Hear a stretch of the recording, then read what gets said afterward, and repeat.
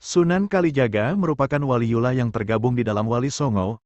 Wali Songo memegang peran penting dalam menyebarkan ajaran Islam di Pulau Jawa.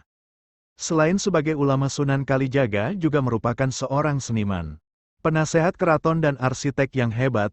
Masa hidup Sunan Kalijaga diperkirakan mencapai lebih dari 100 tahun, yakni sekitar pertengahan abad ke-15 sampai akhir abad ke-16. Dengan demikian, beliau juga telah mengalami masa akhir dari kekuasaan Kerajaan Majapahit tepatnya pada 1478. Bahkan beliau juga ikut dalam upaya merancang pembangunan Masjid Agung Cirebon dan Masjid Agung Demak. Sunan Kalijaga kemudian wafat sekitar tahun 1680 pada usia 131 tahun. Beliau dimakamkan di Desa Kadilangu yang terletak di Demak.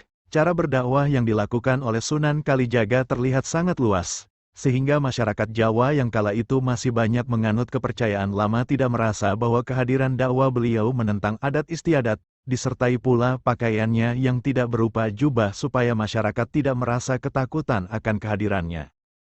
Pakaian yang digunakan oleh Sunan Kalijaga bukanlah jubah besar, melainkan pakaian adat Jawa. Beliau juga memanfaatkan kesenian rakyat dan tembang-tembangnya sebagai alat dakwah. Di masyarakat Jawa, Sunan Kalijaga dianggap sebagai wali yang paling populer dan guru agung.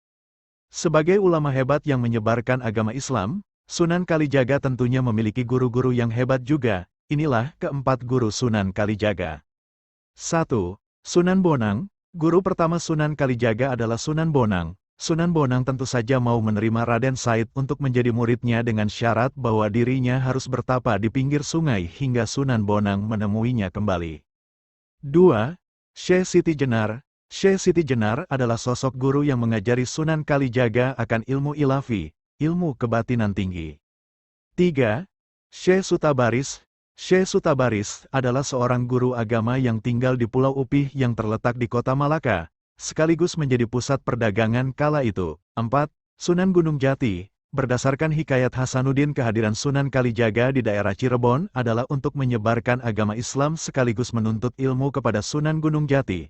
Kemudian putri dari Sunan Gunung Jati yang bernama Siti Zainab diperistri oleh Sunan Kalijaga dan dikaruniai 5 anak.